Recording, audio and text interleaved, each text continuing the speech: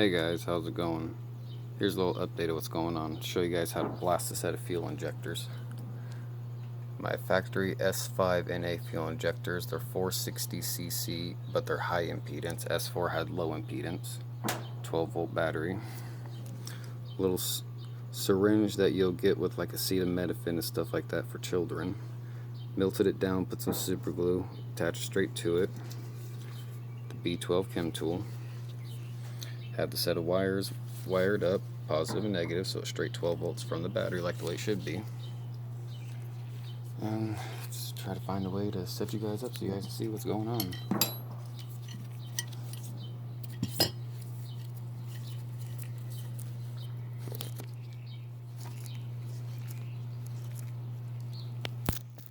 kind of my little way of blasting fuel injectors. Sorry for the shitty angle and stuff like that, but right now my cell phone's being held up by a giant crescent wrench. So it's the best we got. Damn mosquitoes. Only thing I hate about summertime. Slide it onto it. Sometimes it fights. Get it on there. Make sure it's all the way on. Then once you do that, double press it inside here to make sure it's inside here, so when you actually press down the can it doesn't blast you in the face, because this crap does burn. It's like battery acid almost. And then to make sure your powers are good, fuel injector is working. Hold these two together because it's going to try to blast apart right here, but also you got to push your whole hand against the can so it doesn't blast apart inside here. Wire came undone. Put that back in. Ah, damn it. This is when you have the struggle. Sometimes it cooperates, sometimes it don't. Push down on the nozzle. Uh-oh. Power came undone.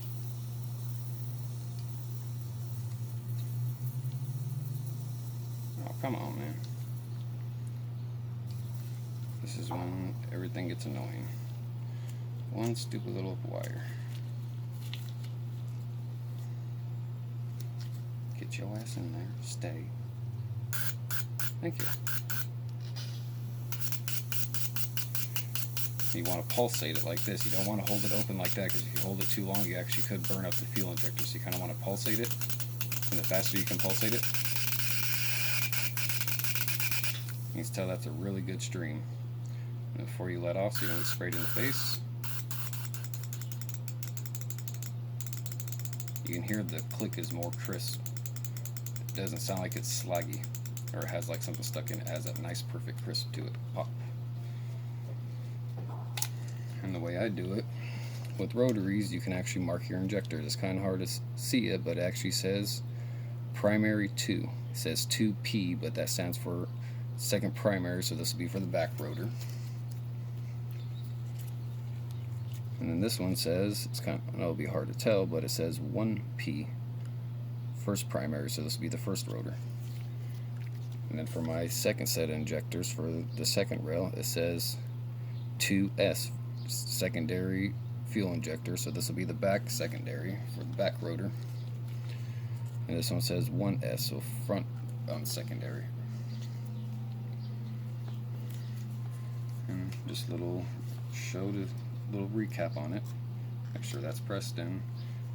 And like I said, these gloves last for a little bit and then it starts deteriorating.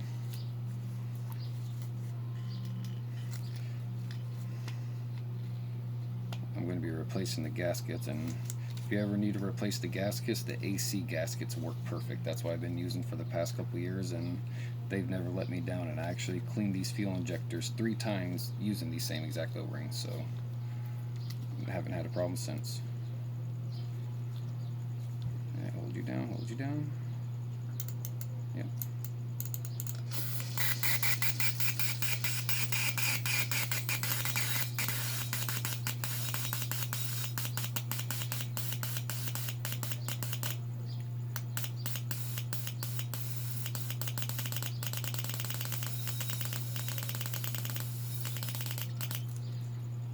Ta-da, clean injectors.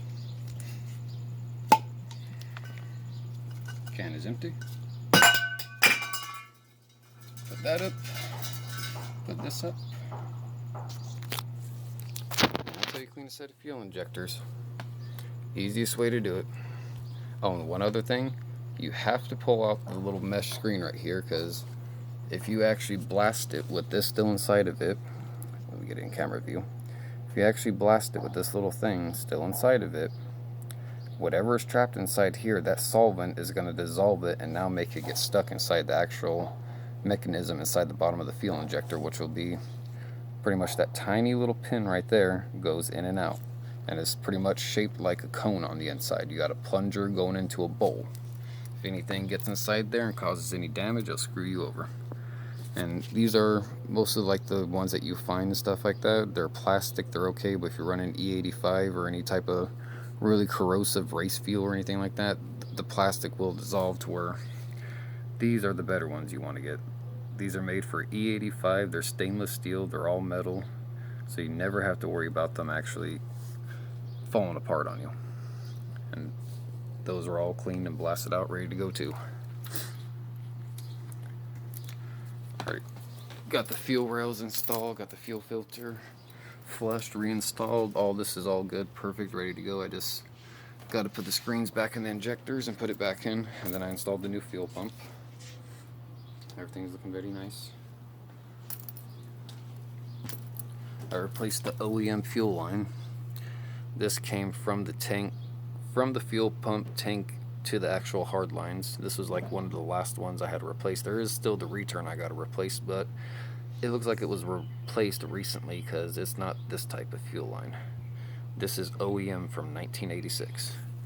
I mean, it's still kind of good, but at the same time, like this was attached to the actual hardline area, so this never got removed, so it looks actually pretty decent.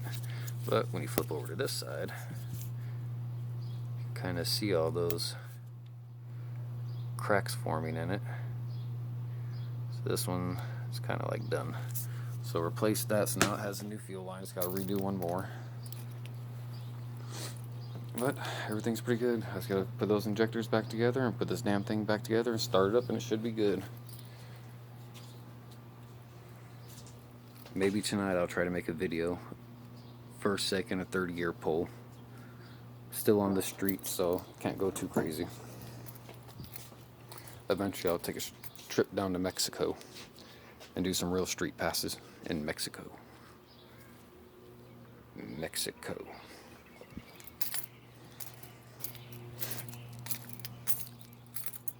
Anyways, if you'd like to see more, don't forget to like and subscribe. Have a good one.